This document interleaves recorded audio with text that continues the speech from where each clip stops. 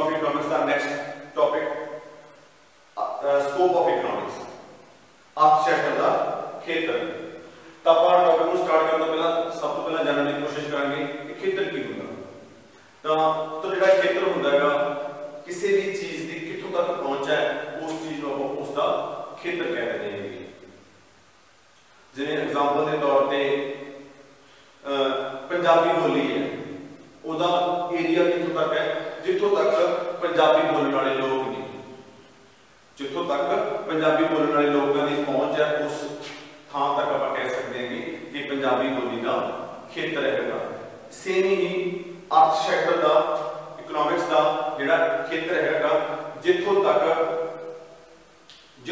ਵੀ economics ਦੀ ਜਾਂ economics ਨਾਲ ਸੰਬੰਧਿਤ ਜਿਹੜੀਆਂ ਕਿਰਿਆਵਾਂ ਹੈਗੀਆਂ ਨੇ ਆਰਥਿਕ ਕਿਰਿਆਵਾਂ ਉਹਨਾਂ ਦੀ ਪਹੁੰਚ ਹੁੰਦੀ ਹੈ। ਜਿਹੜੇ आर्थिक क्रियावां दे खेतर दे विच आउंदा वो सारा इकोनॉमिक्स दा खेतर हैगा। तां केंद्र ने अपनी बुक लिखी सीगी अर्थशास्त्र दा खेतर ते विधियां। केंद्र ने अपनी बुक लिखी सीगी, केंद्र काफी प्रसिद्ध अर्थशास्त्री ने जिन्होंने अपनी बुक लिखी सीगी। केंद्र ने अपनी बुक लिखी सीगी अर्थशास्त्र दा खेत्रफल अते खेतर ते विधियां।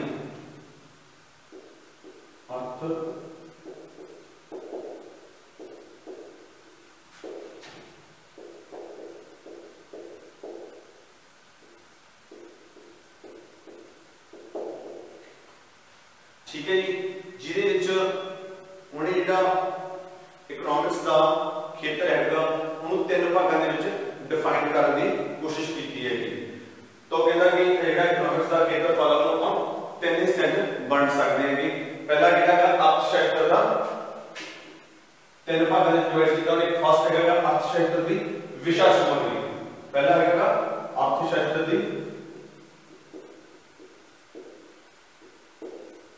तो जिहड़ा भी अर्थशास्त्र दे विषय नाल संबंधित चीज़ां विषय सामग्री होगा वो पेज पढ़ांगे।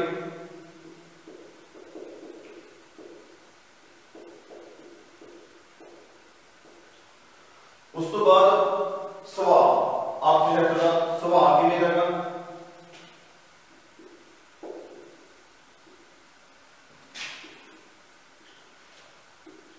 होर विषय का संबंध अर्थशास्त्र के जिहड़े कोई होर विषय ने उन्हां दा संबंध।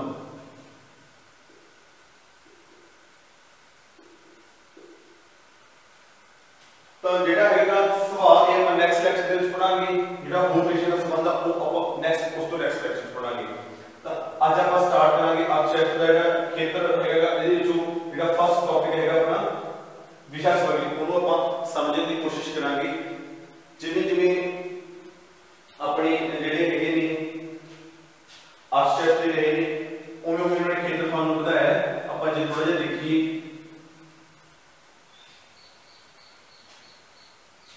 ਜਿਵੇਂ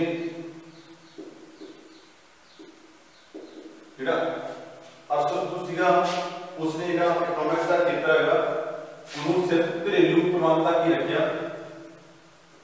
तक रखे उन्हें घरेलू। तो कहता कि जिहड़ा हैगा इकोनॉमिक्स दा वो घरेलू प्रबंध तक सीमित है इकोनॉमिक्स दा खेतर। ठीक है जी। उस तो बाद जो पितामह ऑफ अर्थशास्त्र कह देंगे कि ठीक है तो वो एडम स्मिथ उन्होंने उन्होंने कहा कि जिहड़ा इकोनॉमिक्स का खेतर हैगा वो जिथों तक धन की पहुंच है उतों तक इकोनॉमिक्स का खेतर हैगा। पर इस तो इलावा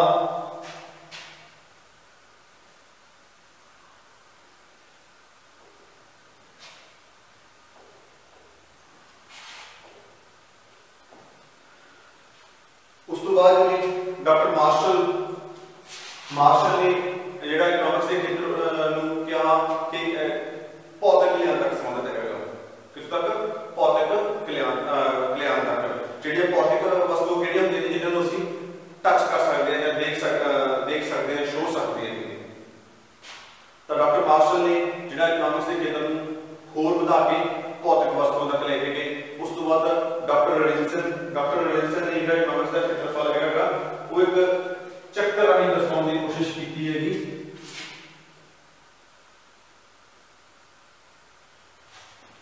डॉक्टर विलियमसन ने दस्या कि मनुख दी सब तो पहला की है लोड़ा मनुख नूं फील होंदियां ने, उन्हें लगदा है कि मेरी कोई लोड़ा ने,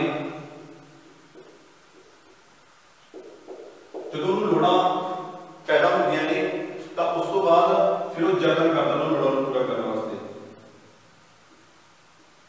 उस जतन तो बाद उन्होंने कोई ना कोई धन प्राप्त होता है, कोई ना कोई राशि प्राप्त होती है, ठीक है, जिसके नाल की वो संतुष्टि प्राप्त करता,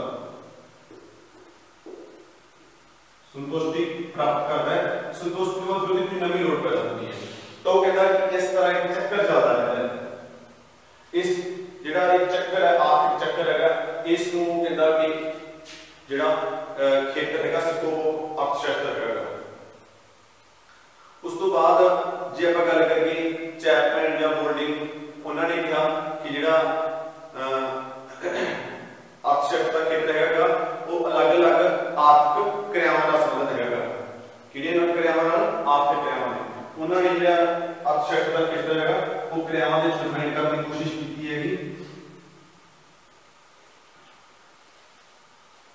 आर्थिक क्रियावां उन्होंने चार क्रियावां दे वंडिया, किहड़ी क्रियावां च उपभोग, उत्पादन,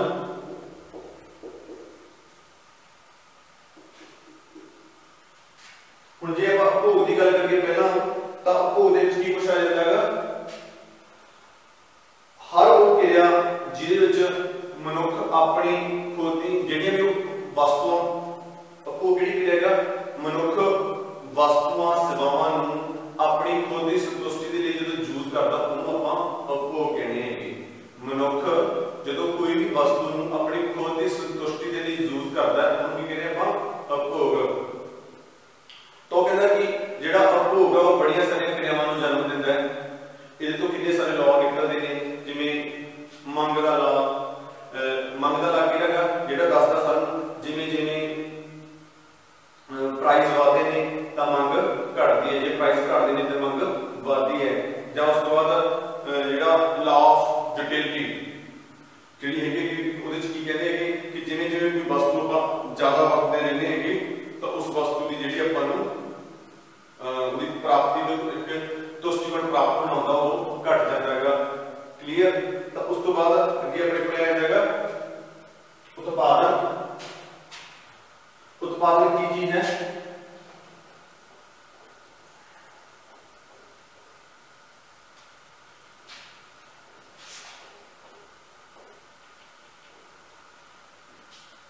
उत्पादन वो क्रिया है जिहदे विच उत्पादन के साधनों ला के कोई नवीं वस्तुआं पैदा करने क्रिया करते हैं। उत्पादन के चार साधन होंगे ने, उत्पादन के चार साधन होंगे ने, किहड़े साधन होंगे ने? भूमि, पूंजी, उद्यमी, मजदूर। तो अपने को ये चार साधन होंगे ने उत्पादन के, इन्होंने चार साधनों यूज करके जिहड़ा कह लो कि उत्पादन किया जाता है उन्होंने आपां उत्पादन करेंगे। अलग अलग तरह की वस्तुआं सेवावां पैदा करने उन्होंने आपां उत्पादन क्रिया करेंगे।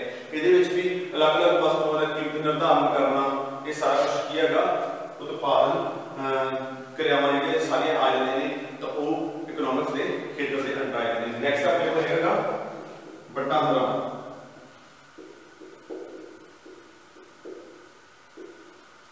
वटांदरा की चीज हैगी जे आप देखते हैं उत्पादन के जिहड़े लोग उत्पादन करते हैं इन्होंने उद्यमी की चीज़ां चाहिए ने, उन्होंने भूमि चाहिए, पूंजी चाहिए है, मजदूर चाहिए है। तो वो इन्हां वस्तुओं को खरीददा है काहदी हेल्प नाल? मुद्रा की हेल्प नाल।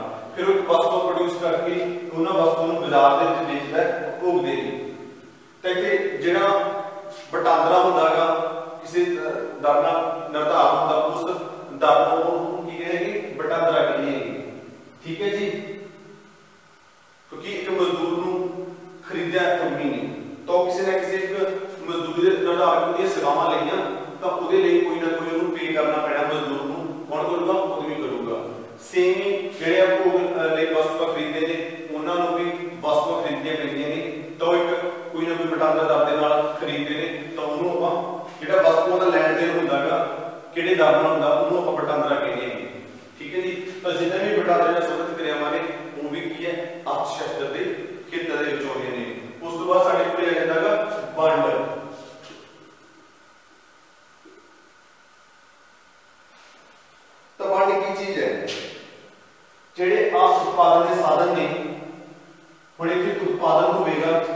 ਇੱਥੇ ਉਤਪਾਦਨ ਹੋਵੇਗਾ, ਉਤਪਾदन ਦੇ ਨਾਲ ਕੀ ਹੈਗਾ ਇੱਕ ਨਵੀਂ ਆਮਦਨ ਆਵੇਗੀ। कोई भी वस्तु का उत्पादन होया है इन्ना सारा उत्पादन हो गया तो की है इन्नी वड्डी आमदन आ गई। हुण इस आमदन को कौन लवेगा? इन आमदन को भूमि के मालिक को भी जाऊगी काले रूप च लगान दे रूप च। जिहड़ा पूंजी का मालिक है उन्होंने भी जाऊगी काले रूप च ब्याज के रूप दे विच।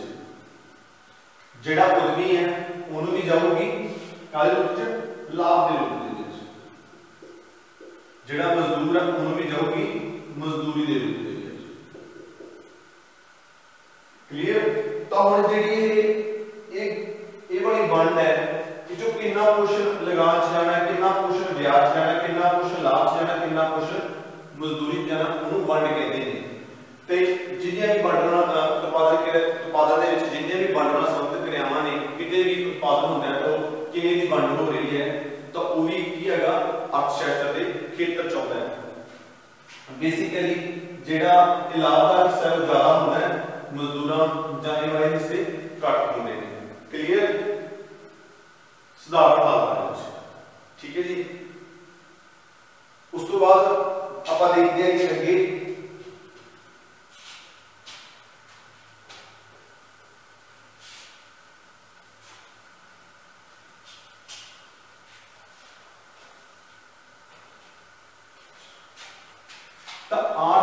ने अर्थशास्त्र को दो भागों में वंडिया सीगा। किहड़े दो भागों में वंडिया सीगा आपां गल करते हैं। आर फ्रिचर ने 1933 दे विच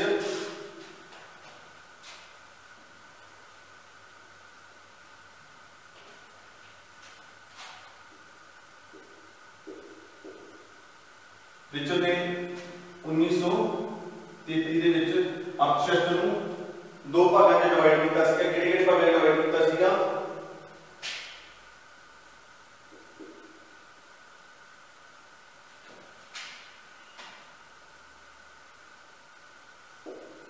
माइक्रो इकोनॉमिक्स ते मैक्रो इकोनॉमिक्स।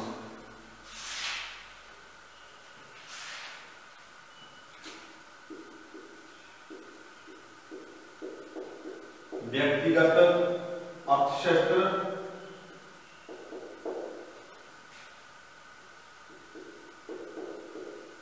ते समूह का अर्थशास्त्र।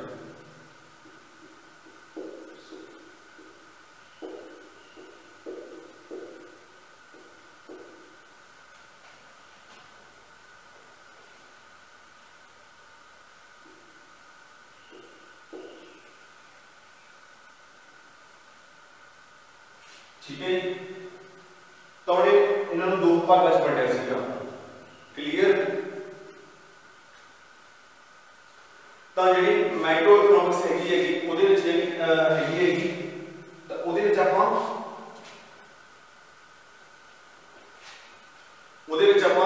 जिन्नियां भी व्यक्तिगत जां स्मॉल यूनिट हैगी उहदी स्टडी करते हैं। किहड़े यूनिट की स्टडी करते हैं? जिन्हें भी एक व्यक्ति जां एक फर्म जां एक किसी भी पर्टिकुलर चीज नाल संबंधित हैगी ने तो उन्होंने आपां व्यक्तिगत जां माइक्रो इकोनॉमिक्स दे विच मैक्रो इकोनॉमिक्स दे विच आपां स्टडी करते हैं। जिहड़ी समूह का अर्थशास्त्र हैगी उहदे विच आपां किहड़ी इकोनॉमिक्स नूं स्टडी करते हैं जिहड़ी सारी होल इकोनॉमी नूं डिफाइन करदी हैगी। इहदे विच आपां राष्ट्रीय आमदन हो गया, इस तो इलावा इहदे विच आपां राष्ट्रीय आमदन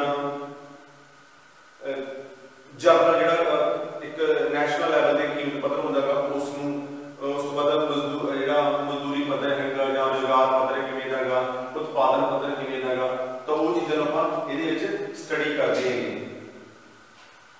तो आपां थोड़ा जिहा देखदे हैं कि किवें स्टडी हुंदा है।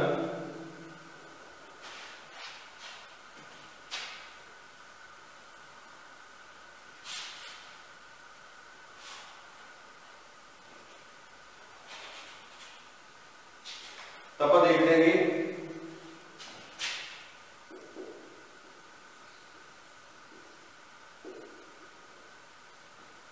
सब तो पहला की होंदा उत्पादन कीमत निर्धारण।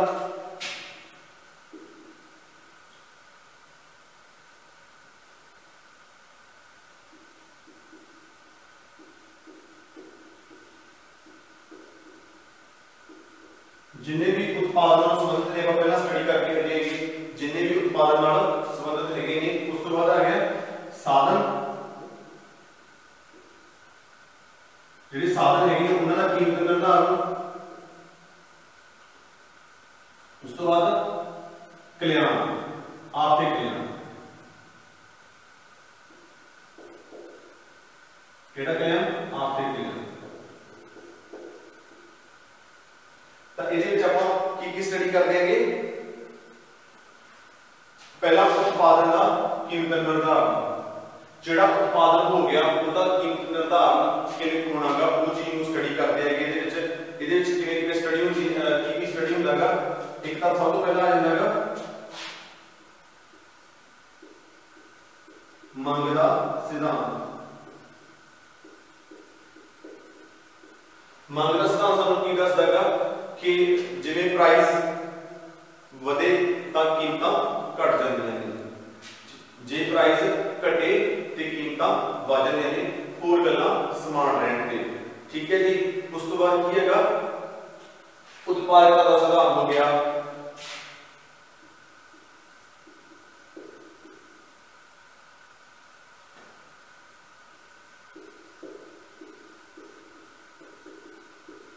उस तो इलावा उत्पादकता दा सिद्धांत की हैगा कि जेहड़ा उत्पादन हो रहा हैगा वो किन्ने तरह हो रहा उत्पादन जिन्ने भी सिद्धांत है उस तो बाद है साडे कोले कीमत निर्धारण सिद्धांत कि जिहड़ा उत्पादन कीता उहदी कीमत किवें निर्धारण करनी है जिहड़ा भी उत्पादन कीता है उहदी कीमत किवें निर्धारण करनी है क्लियर सेम ही अपने कोले आ जांदे जिहड़े ਆਪਾਂ ਪਹਿਲਾਂ पढ़े ਸੀਗੇ चार फैक्टर उत्पादन दे किन्ने फैक्टर ने चार फैक्टर ने किहड़े पढ़े से पहला भूमि पूंजी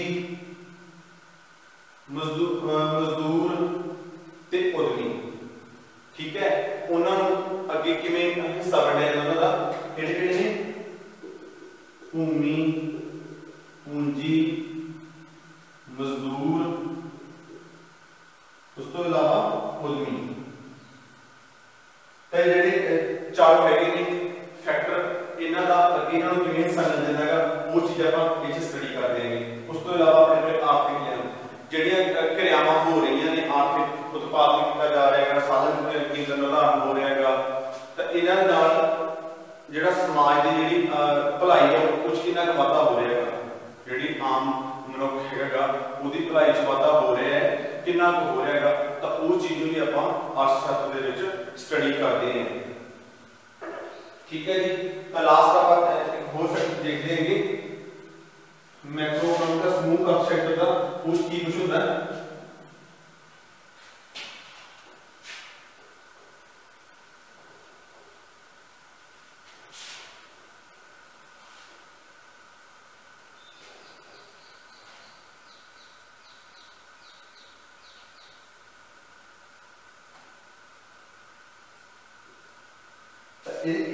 अर्थशास्त्र आ गई ਜਿਹੜੀ ਸਾਰੀ ਹੋਲ ਇਕਨੋਮੀ ਨੂੰ ਰਿਪਰੈਜ਼ੈਂਟ ਕਰਦੀ ਹੈ ਜਦੋਂ ਵੀ ਅਸੀਂ ਹੋਲ ਇਕਨੋਮੀ ਨਾਲ ਸੰਬੰਧਿਤ ਸਟੱਡੀ ਕਰਨੀ ਹੋਵੇ ਤਾਂ ਉਦੋਂ ਸਾਡੀ ਮੈਕਰੋ ਇਕਨੋਮੀ ਜਾਂ ਸਮੂਹ ਅਰਥਸ਼ਾਸਤਰ ਦੀ ਸਟੱਡੀ ਕੀਤੀ ਜਾਂਦੀ ਹੈ ਠੀਕ ਹੈ ਜੀ ਇਹਦੇ ਵਿੱਚ ਕਿਹੜਾ ਕੁਝ ਆ ਜਾਂਦਾ ਹੈਗਾ ਪਹਿਲਾਂ ਜਿੰਨੀਆਂ ਵੀ ਰਾਸ਼ਟਰੀ ਚੀਜ਼ਾਂ ਨੇ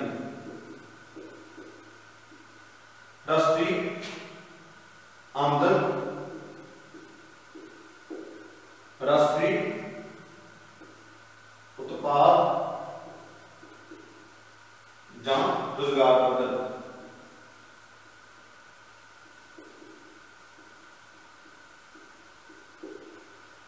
राष्ट्रीय आमदन की चीज हैगी एक कंट्री ਦੇ ਵਿੱਚ ਉਹਨਾਂ ਦੇ ਅਲੱਗ-ਅਲੱਗ ਸੋਰਸਾਂ ਤੋਂ ਹੋਣ ਵਾਲੀ ਜਿਹੜੀ ਟੋਟਲ ਆਮਦਨ ਹੈਗੀ ਉਹਨੂੰ ਆਪਾਂ ਰਾਸ਼ਟਰੀ ਆਮਦਨ ਕਹਿੰਦੇ ਹਾਂ ਇੱਕ ਰਾਸ਼ਟਰ ਦੀ ਵੱਖ-ਵੱਖ ਸਾਧਨਾਂ ਤੋਂ ਜਿੰਨੀ ਵੀ ਆਮਦਨ ਹੁੰਦੀ ਆ ਉਹਨੂੰ ਆਪਾਂ ਰਾਸ਼ਟਰੀ ਆਮਦਨ ਕਹਿੰਦੇ ਹਾਂ ਤਾਂ ਇੱਕ ਇਕਨੋਮੀ ਦੀ ਰਾਸ਼ਟਰੀ ਆਮਦਨ ਕੀ ਹੈਗੀ ਆ ਉਹਨੂੰ ਇਸ ਅਰਥਸ਼ਾਸਤਰ ਦੇ ਵਿੱਚ ਜਾਣਦੇ ਹੈਗੇ ਉਸ ਪਾਰਟਿਕੂਲਰ ਰਾਸ਼ਟਰ ਦਾ ਕਿੰਨਾ ਉਤਪਾਦ ਹੈਗਾ ਜਿਹੜਾ ਉਸ ਪਾਰਟਿਕੂਲਰ ਦੇਸ਼ ਦੇ ਵਿੱਚ ਕਿੰਨਾ ਉਤਪਾਦਨ ਹੋਇਆ ਉਹਦਾ ਜੋੜ ਰਾਸ਼ਟਰੀ ਉਤਪਾਦ ਬਣਦਾ ਹੈਗਾ ਉਸ ਦੇਸ਼ ਦੇ ਵਿੱਚ ਰੋਜ਼ਗਾਰ ਦਾ ਪੱਧਰ ਕੀ ਹੈ इन्ने लोगों को रोजगार मुहैया हो रहा है कि बेरोजगारी की दर हैगी तो ये चीज़ां सारियां आपां ਸਮੂਹਕ ਅਰਥਸ਼ਾਸਤਰ ਦੇ ਵਿੱਚ ਸਟੱਡੀ ਕਰਦੇ ਹਾਂ। ਨੈਕਸਟ ਸਾਡੇ ਕੋਲ ਆ ਗਿਆ ਮੁਦਰਾਸਫੀਤੀ। ਤਾਂ ਮੁਦਰਾਸਫੀਤੀ ਕੀ ਹੁੰਦੀ ਹੈ ਕਿ कीमतां च होने वाले लगातार वाधे ਨੂੰ ਆਪਾਂ ਕੀ ਕਹਿੰਦੇ ਹੈਗੇ ਮੁਦਰਾਸਫੀਤੀ ਜਾਂ ਇਨਫਲੇਸ਼ਨ ਕਹਿੰਦੇ ਹੈਗੇ। ਤਾਂ ਇੱਕ ਕੰਟਰੀ ਦੇ ਵਿੱਚ ਇਨਫਲੇਸ਼ਨ ਦਾ ਦਰ ਕੀ ਹੈਗੀ ਤਾਂ ਉਸ ਚੀਜ਼ ਨੂੰ ਵੀ ਆਪਾਂ ਇਹ ਚ ਸਟੱਡੀ ਕਰਦੇ ਹੈਗੇ। ਇੱਕ ਕੰਟਰੀ ਦੇ ਵਿੱਚ ਕੀ ਹੈਗਾ ਇਨਫਲੇਸ਼ਨ, ਮੁਦਰਾਸਫੀਤੀ ਵੱਧ ਰਹੀ ਹੈ ਜਾਂ ਇਨਫਲੇਸ਼ਨ ਹੋ ਰਹੀ ਹੈ ਉੱਥੇ ਘਟ ਰਹੀ ਹੈਗੀ ਤਾਂ ਉਸ ਚੀਜ਼ ਨੂੰ ਵੀ ਜਦੋਂ ਸਟੱਡੀ ਕੀਤਾ ਜਾਂਦਾ ਹੈਗਾ ਤਾਂ ਉਹ ਕਿਹਦੇ ਖੇਤਰ ਚ ਆ ਜਾਂਦੀ ਹੈ ਸਮੂਹਕ ਅਰਥਸ਼ਾਸਤਰ ਦੇ ਖੇਤਰ ਚ ਆ ਜਾਂਦੀ ਹੈਗੀ। ਕਿਤੇ ਵੀ ਜਦੋਂ ਕੀਮਤਾਂ ਵਧਦੀਆਂ ਨੇ ਜਾਂ ਕੀਮਤਾਂ 'ਚ ਕੋਈ ਚੇਂਜ ਆਉਂਦਾ ਹੈਗਾ ਤਾਂ ਉਹ ਕੀ ਹੈਗਾ ਇਕਨੋਮਿਕਸ ਦਾ ਹਿੱਸਾ ਬਣ ਜਾਂਦੀ ਹੈਗੀ। ਉਸ ਤੋਂ ਬਾਅਦ ਕੀ ਹੈਗਾ ਜਿਹੜਾ ਆਰਥਿਕ ਵਿਕਾਸ ਹੈਗਾ ਕਿਸੇ ਇਕਨੋਮੀ ਦਾ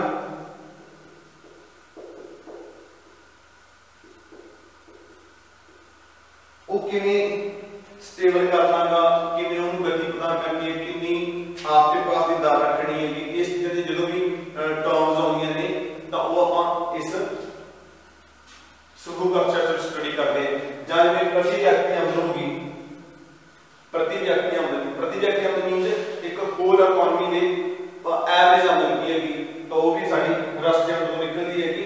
ਰਾਸ਼ਟਰੀ ਆਮਦਨ ਡਿਵਾਈਡ ਪਾਪੂਲੇਸ਼ਨ ਤਾਂ ਉਹ ਵੀ ਆਪਾਂ ਇਸ ਇਕਨੋਮਿਕਸ ਵਿੱਚ ਸਟੱਡੀ ਕਰਦੇ ਹੈਗੇ। ਉਸ ਤੋਂ ਬਾਅਦ ਆਪਣਾ